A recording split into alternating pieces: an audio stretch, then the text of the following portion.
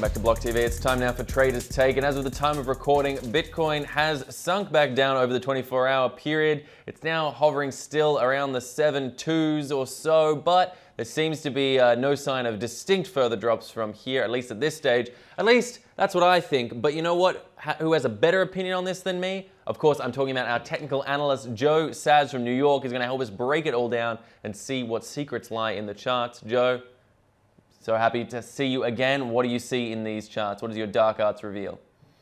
Yeah, Asher, great to see you as well. And, there's been a little bit of turbulence here. 7,500 was holding, and we had some steep overhead resistance. And that was definitely a strong sign that bears are in control of that region of price, 76, maybe, we saw some serious resistance at 78. But I think this is just a little bit of turbulence. I gotta say, it's really starting to feel like 65.57 was the bottom, and as long as we can consolidate here and we already wicked down into the 7100s, we consolidate in this range, 7300 range plus or minus $100 or so. I would feel fine with that. I think what we're doing, like I mentioned, is we're finally building support. Now, unfortunately, we're doing it on our way down. So currently, like we've had a consolidation area in the, low 9,000s, low to mid 9,000s, and maybe somewhere in that descending triangle on the daily.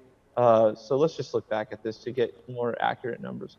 We've had some consolidation all up within this channel, but mostly in this range, in the 10,000 range, as low as 10,000, a couple bounces off 9. So there is a good consolidation period, a lot of sideways action in the 10,000 range. We also have the same thing right down here in the low 8 to high 7 to low 8,000 range. A pump, a small consolidation in the 9,000s before full retrace, and yet again another consolidation from a low of around the high 69s to, I would say, a good consolidation range of 75. So we're building these consolidation ranges, and this is what we finally need in order for price to have kind of stepping stones. When you go parabolic, it's in terms of price discovery, it's very hard for someone to understand what the value proposition of Bitcoin is when all they're doing is FOMO buying it. Obviously, the value proposition is very high, right? It's a global peer-to-peer anonymous digital transacting power, and amongst many other things, decentralized, etc. But I still think that we're at a phase where we need more adoption in order to drive that price discovery, as opposed to internal movement swings. And so for now, I'm happy to see that we're building these steps. Right, it seems like it would be a negative thing that there are kind of stops along the way, maybe to some lower price Bitcoin, and that's fine if that's what ends up playing out. But I'm just happy to see that we're finally building areas of support, and for now, I'm going to say I'm actually starting to get a little bullish because of that. In the order book over here, I've been noticing that again. I was watching this all yesterday. I even watched as we broke through 7,200. There was a triple-digit buy wall, but buyers keep putting liquidity in this book.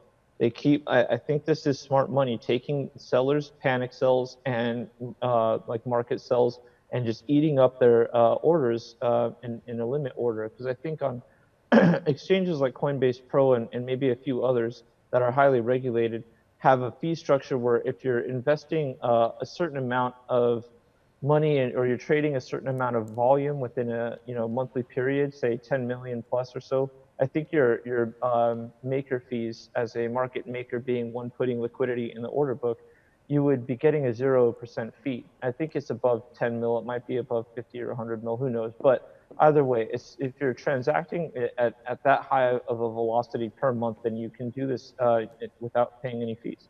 So I think, if this is what I think it is, and I keep seeing like 50 packs, 20 packs get sold into, so in other words, a seller will sell a 50 pack, a buyer will have to take that, order to the face, and then another buyer will throw another 50 pack up there. And it's crazy. It's like normally what you see in this game of tug of war when you're really trying to identify price say a seller will sell a 50 pack, you'll start to see momentum swing for the sellers because someone will say, oh man, this seller sold 50, man, it's gonna, I better get rid of mine right now before everyone else gets rid of theirs.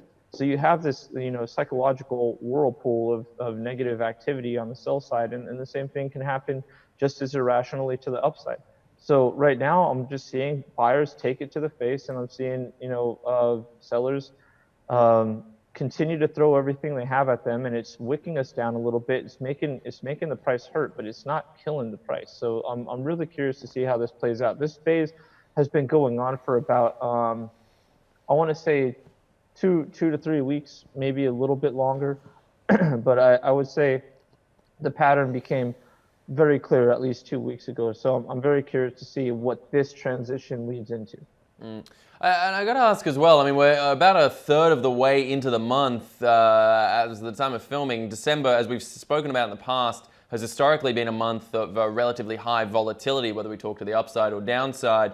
We've yet to see that really play out. I mean, we had a couple of days, the first and second of the month, that saw some distinct volatility, but since then it's been relatively trading within a channel. Do you think we're going to break out of that? And do you think, do you predict volatility before the month's end, or do you think we'll just stay in this as we see out the year? Well, I could tell you it's volatile right now, even though it doesn't feel like it.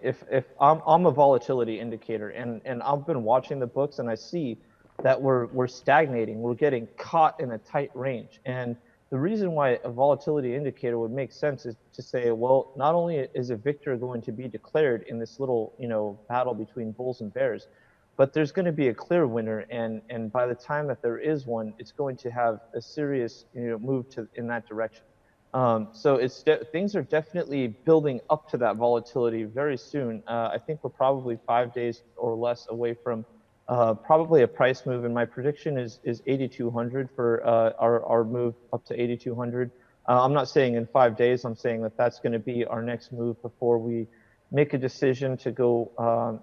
Let's just put it like this: I'm betting on 8,200 before I'm betting on 6,500 or lower. 8,200 and higher before 6,500 and lower.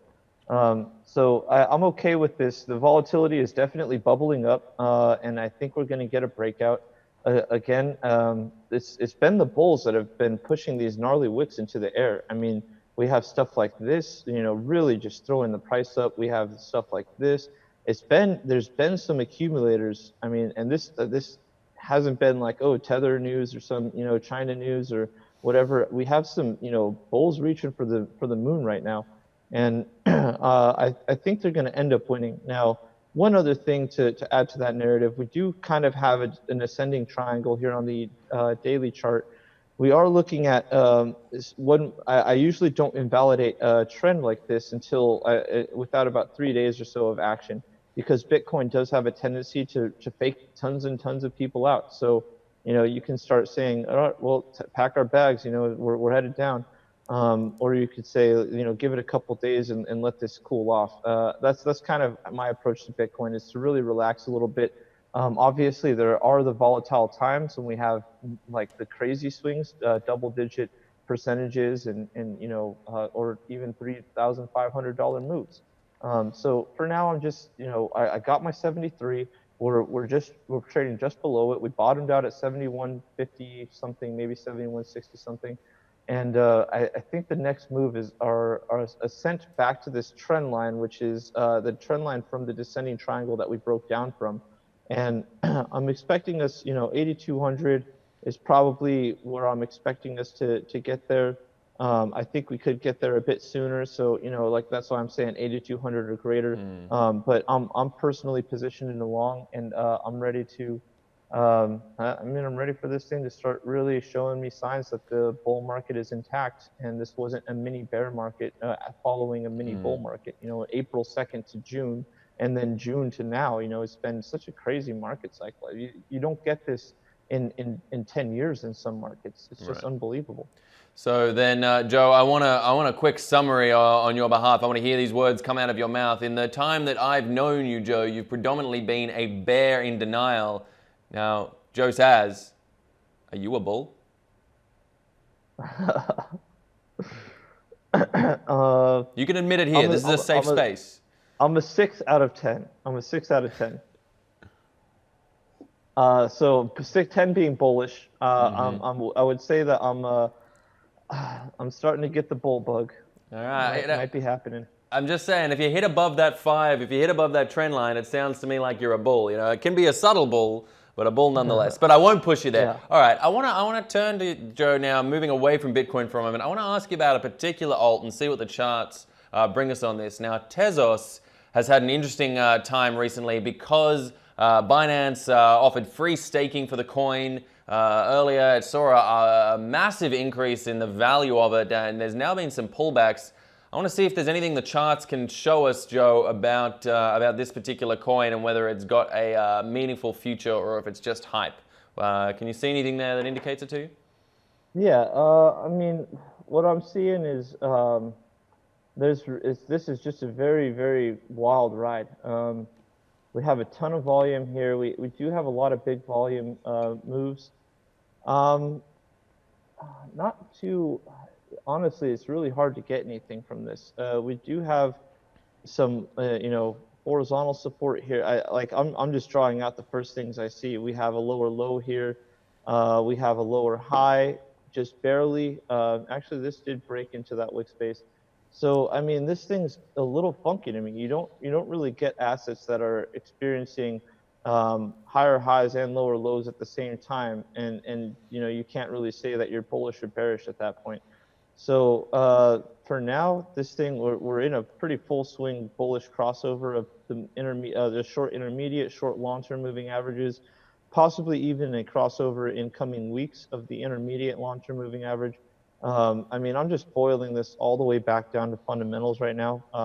We do have a good bit of volume on the buying here, ending in an 11% move, a nice little pullback, rejection of that pullback right here in that wick space. So even though this volume candle is near equivalent to this one, and revealing about half the action, we still have a lot of rejection in this candle. This could be people feeling pretty bullish about this asset.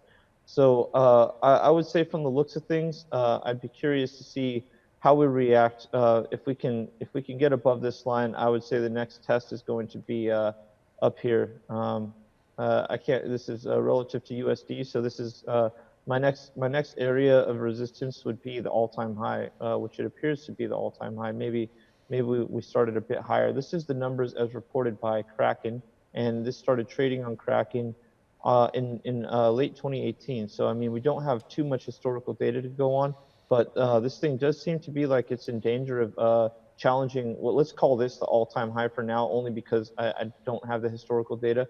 But for now, let's just call this the all-time high. I think a $1.80 is on the table if we can manage to break through this horizontal line right here. It seems like there's a bit of strength still there in the coin.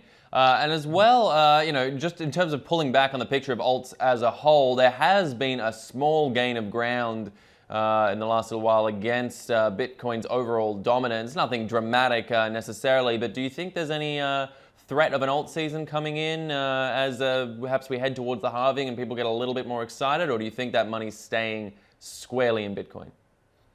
I don't see the any sort of alt season coming just yet. It's going to take a lot to convince me of alt season. Like it's going to be the market's going to have to be. I mean, alt season was different. The market wasn't just wild. It's not like we've seen Bitcoin get wild. We saw a 40% pump, right? And that was just like a month and a half ago. But it's like if in order for alt season to happen, we need tons and tons, millions of people to get excited about alts, and we need money to do that. I think a lot of this money in the space is probably DCA, maybe some accumulators. Obviously, big bag holders selling, and that's across the board, not just Bitcoin. That's ETH, that's Litecoin, that's XRP. There's tons and tons of cryptos that are getting shot, and it's hurting.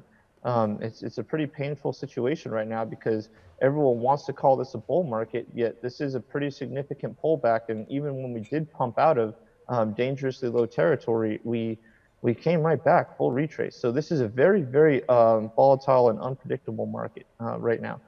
So I wouldn't say anything reminiscent or anywhere near alt season is coming to town yet. Do I believe that alt season can happen again, how it did in 2017 in the future? Yeah, I think it's possible, but I'm not seeing it right now. Not even close. All right, well, it seems one to watch to see how the year does pan out as we get closer and closer towards 2020, towards that halving. It's just going to be all-consuming, the narrative, something we'll have to see as it does play out. Is it priced in?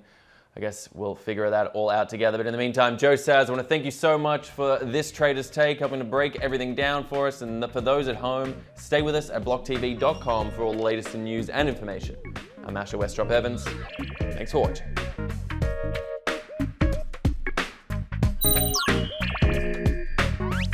For more news and updates, follow us on Twitter.